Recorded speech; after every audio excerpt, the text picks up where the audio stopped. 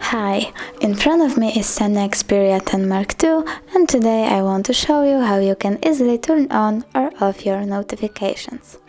Start by going into Settings, then choose Apps and Notifications and Configure Notifications.